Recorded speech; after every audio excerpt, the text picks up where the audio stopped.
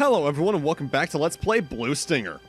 In the last part, we finished off our business here in the lab more or less, and found the titular Blue Stinger, and now we need to go all the way back to Janine's command center. Great, this is probably the biggest backtrack the game has us do, thankfully. Well, maybe barring one other one, but that's a little bit different. Oh, we'll get to that in a few parts.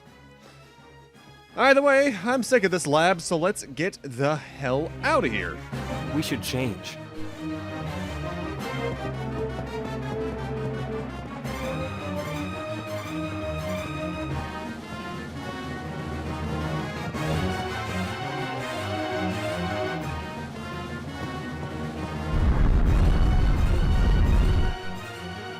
Random earthquake and random armored jacket get? Okay. No, seriously, Elliot, where did you find this? I doubt they just have these lying around in the place where we changed our clothes. Either way, try as you might, if you took the car to get here, you can't take it to get back for, what seems to be a breakdown reason at first, but no, there's a much more clear reason to that we'll be seeing in about a minute and a half-ish. Because the way back to the command center where we took the car from has, seen some renovations. Also, I don't need to kill this thing, but I want its money drops, given there's not too many of these particular enemies in the game. And that's some pretty check cash? That's not the right words, but you know what? Screw it. Who needs to be able to speak coherently? I mean, really? With that said, if you had walked to the lab, this is the path you would have taken. You could have gone through all these pathways to begin with. In fact, while you're doing the power plant scenario, so to speak, you can come down this way and just get dead-ended right in front of the lab because you don't have the proper keycard to enter. And that's theoretically the earliest you can get this hamburger coming up next to this corpse, but I could just wait until now to get that. Because I know I'm going to be coming through here anyway. Oh yeah, there's also these weird little lizards in eggs hanging from some of the ceilings around here. I didn't even mention that the first time we were around this part of the game. They spit acid at you if you're underneath them. They are not very dangerous enemies, to be frank. They're only in a few rooms. Only maybe one or two really have a good chance of hitting you, considering their very low range. Now, unfortunately, that earthquake/explosion we felt a moment ago has a non-zero chance of being our own fault, because once we get past the giant gas thing we exploded, yeah, this isn't how this place was the last time we were through here. The path is now completely destroyed, and you can't use the door to our right to go back to the area we went through before because there's a hole directly in front of it. So now we need to navigate the pipe sticking through the ground, as well as what ground is left to get to the door for the next couple of rooms. There are items hidden throughout this, including some ammunition for weapons that I never bought. This is the only time you can find ammunition for these, really. And, yeah, having life hooks is important for this, because this is easily the easiest part of the game to fall off, given the thin terrain we have to walk on in certain cases. With that said, I have noticed that when you're about to fall off, you can stop yourself, because Elliot tends to resist falling for like half a second before actually doing it. So if you just tap the D-pad or analog stick, whichever you're using, you can get through that without falling commonly. With that said, we're only about halfway done with it from memory, because even though that door was broken and locked, we still have this area to get through. This is more than likely where you're going to end up using most of your life hooks, in my experience, on a first playthrough. Because the earlier portions of the game, as long as you see the enemies coming and take care of them before they can attack you, it's not too big a deal. This, there's no enemies, it's just the bad controls potentially messing with you. Even the next area in the game we can use life hooks isn't as bad as this. Whoa! As I generally find the next area with life hooks to be thinner ground at times, yes, but there's not enough enemies to really make it challenging, so to speak.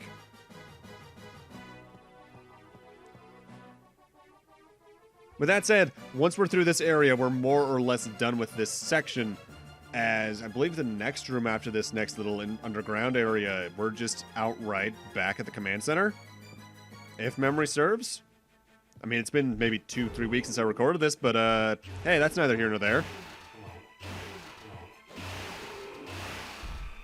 I don't even know why I'm bothering with some of the standard humanoid enemies anymore at this point, because they drop more money here than they do in, like, Hello Market area, yeah.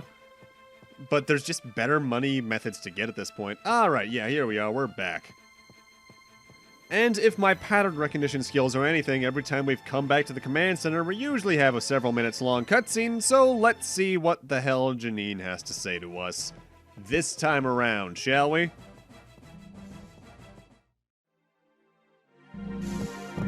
The mysterious blue light is... It's coming from Nephilim. How did you know that? When you guys were checking the visual record, I was able to access it as well. Let's take a look at it again.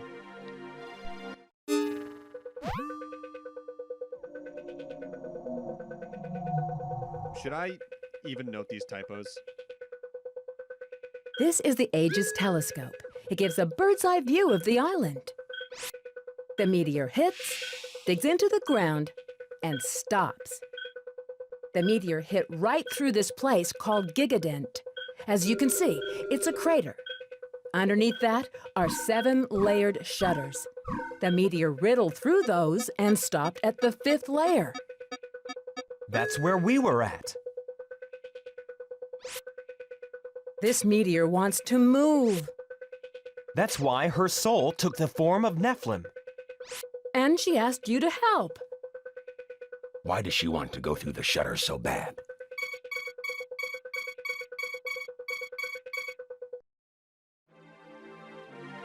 The answer is here. In the disc Dr. Kimura kept to himself till he died. The Gigadent disc. I think I opened the right file. Yes!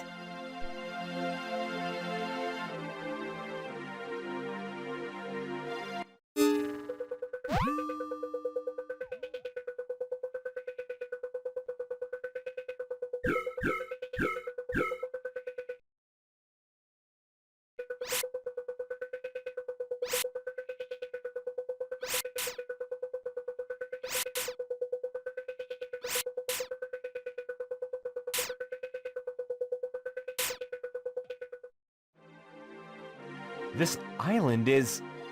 an egg of the monster? We're on a freaking dinosaur egg!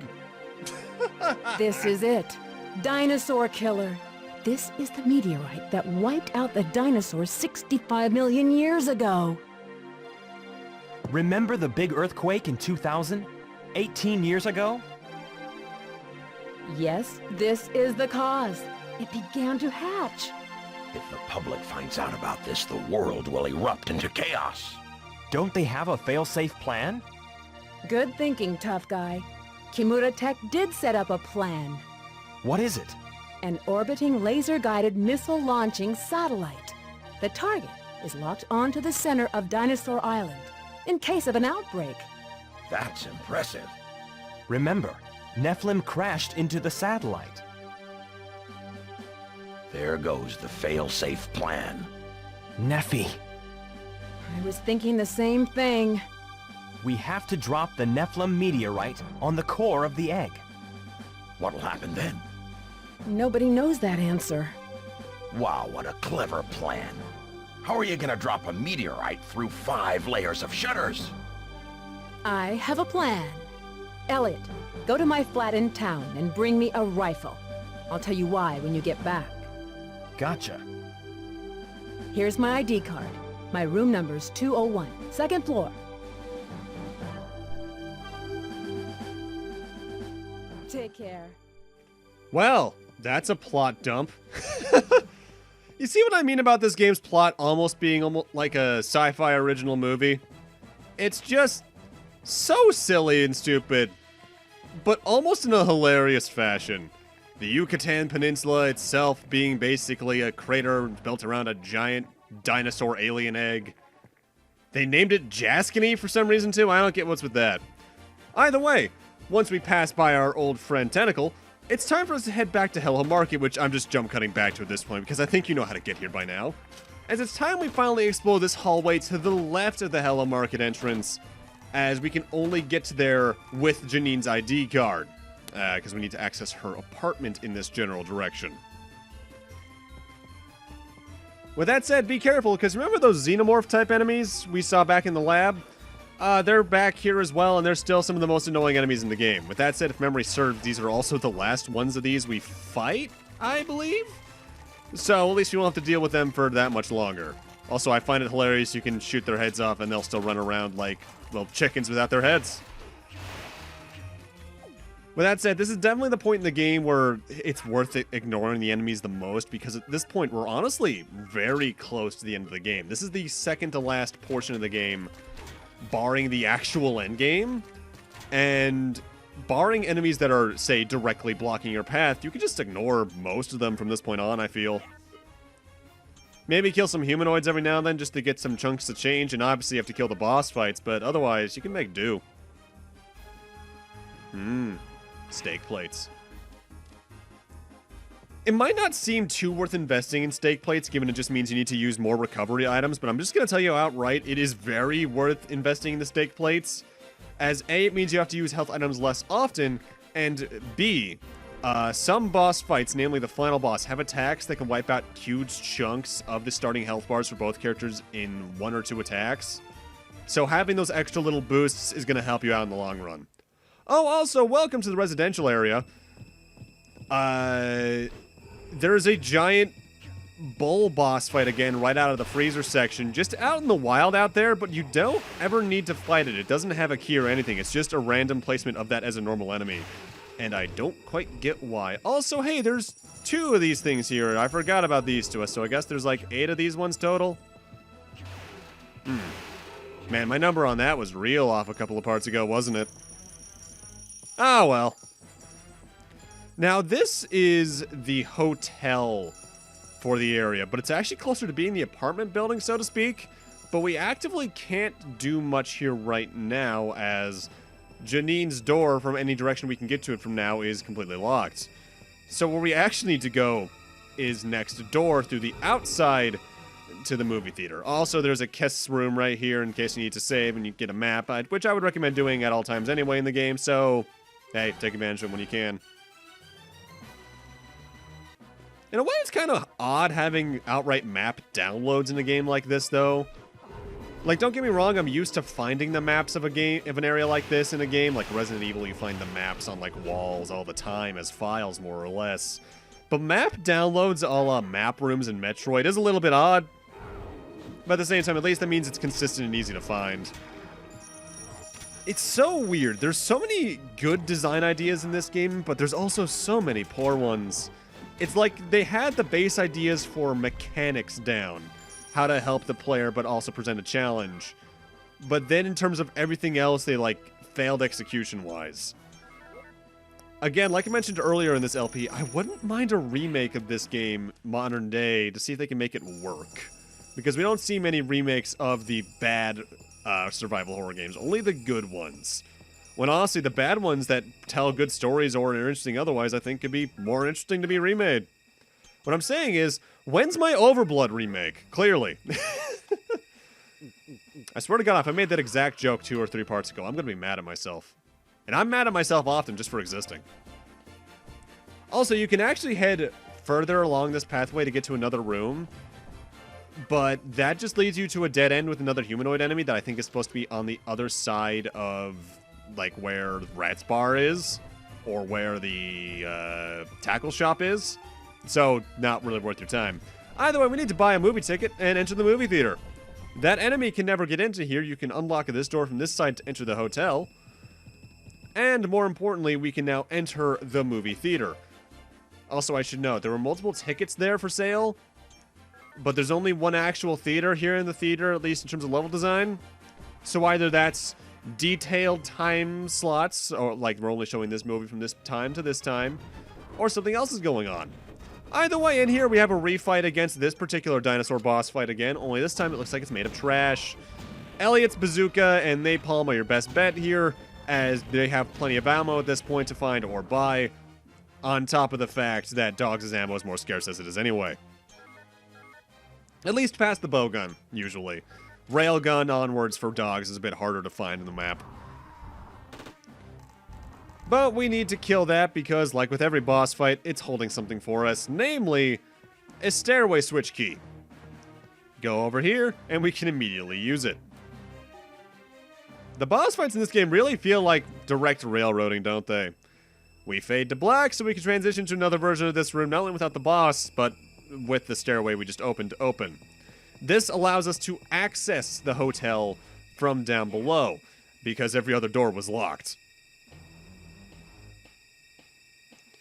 And I've said before that the latter third of this game, more or less, gets a lot more tight-knit corridors that are very samey looking. The lab had a good amount of that, as you may have seen. The hotel is arguably the worst of it in the game. Because it's a hotel. Every hallway looks like this. And there's some occasional rooms, but yeah, it's rough to navigate on a first playthrough. Despite the fact that there's honestly not many rooms to it, compared to even like the lab, which has a couple of extra hallways and shit. This is a lot of go here, go there, backtrack there, onwards and over and over and over again. Make sure to keep your eyes on certain corners though, because there are a good amount of hidden items still throughout this place. Yeah. This is also where we run into easily the most annoying appearances of enemies we haven't seen in a while. You might remember the little dragonfly enemies, both varieties of them that we found back at the power plant. They're here a lot, and they're very tiny, very hard to hit with melee weapons. And even certain projectile weapons have trouble hitting them, I've noticed over my time playing the game. And not to mention, if there's more than one of them, they're gonna combo you like nothing else. So watch out for them. I'm especially thinking of this set of 3 or 4. Shotgun's real good for this, as is admittedly the rocket launcher. If you want to go overkill. I wouldn't recommend it, but at the same time, bazooka ammo doesn't cost too much at the Hello Market. You just need a 3,000 to get into that room to begin with. And at this point, if you kill every enemy along the way that you just happen to see, at least humanoid-wise, you'll probably be over 3,000 no problem at this point in the game. Probably.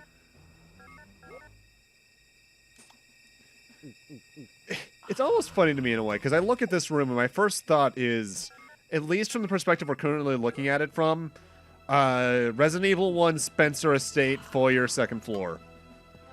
And I doubt that's intentional. It also kind of reminds me of a room in Big Boo's Haunt in Mario 64 now I think about it.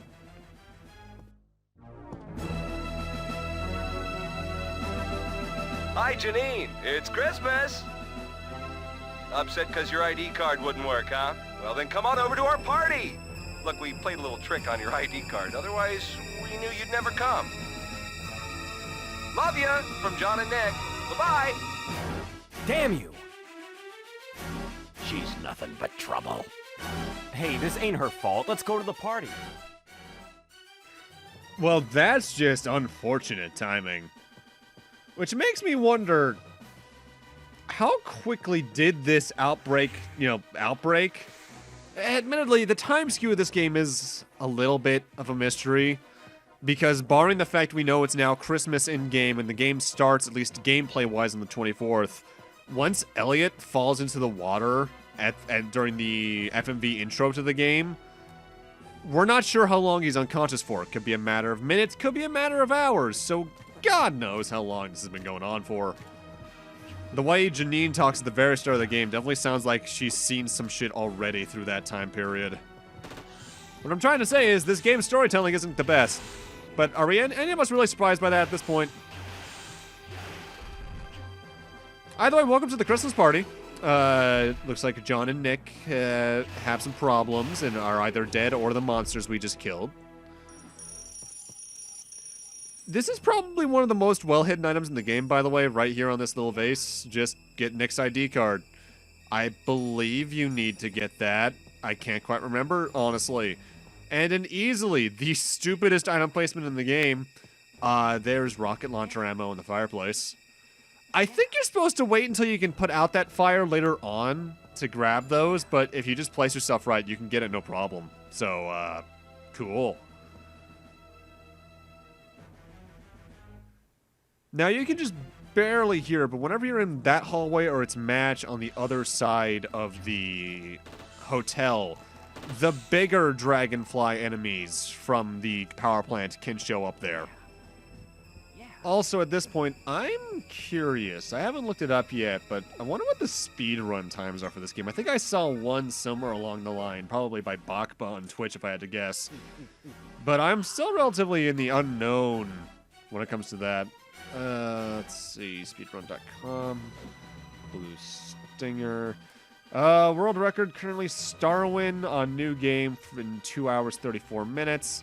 Wow, this room is a little bit of a mess. And they're a plastic model builder. You know what? I probably would have gotten along with this person. Oh, wow, there's a surprising amount of categories for this game on SRC. Namely, New Game Plus, New Game, Emulator New Game Plus. New Game, 1 bullet. What the hell? Oh, CQC only, so basically Elliot only. Only 1 bullet allowed, and that's to aggro the flies during the power plant segment. Okay. Interesting. By the looks, shortest category is technically New Game Plus. That's not too surprising, and just under 2 hours in-game time. I'm so shocked. Certain categories have no runs? What do you mean? Either way, we want to come in here to find this party memo for a hint of things to come and grab this water gun, which is, thankfully, not an actual weapon. Let's take a look at that party memo for a hint of what to do next. Nick, I'll enter through the chimney in a Santa outfit at 7 o'clock. Please, make sure the fire is out by then. Well, we got a water gun, fireplaces with some fire in them. I think you can figure out what we gotta do. Unfortunately, the water gun is currently empty, so we need to find a place to fill it up first. But thankfully, one of the other card keys we've gotten throughout this allows us to actually find a place where we can fill a water gun. And we need to come over here to do that. Yeah, this totally isn't too claustrophobic a hallway. Ugh. Camera doing great work here. Honestly, in a way, I can almost defend the camera change early on in the game when there's more open, wide areas. But whenever you get into an area like this, or most of the ending third of the game, where they're very thin hallways, the new camera just suffers the experience for you. I really wish we still had the, albeit slightly motion sickness-inducing, moving camera that set angles from the Japanese version. Welcome to the living room, which is immediately linked to the bathroom, which, given the layout of this place, is weird. Because none of the rooms actually have bathrooms. This isn't much of a hotel. It really is more of an apartment building. But that bathtub allows us to fill the water gun, rather, and that allows us to come up here to the roof. You can do this from any of the fireplaces in the area, but you can only do it from one at a time, so to speak. You can't take out a fire from the top, more or less. But with that, I'm going to need to end this off here. Thank you guys for watching, and in part 11, we explore Janine's room. See you guys then.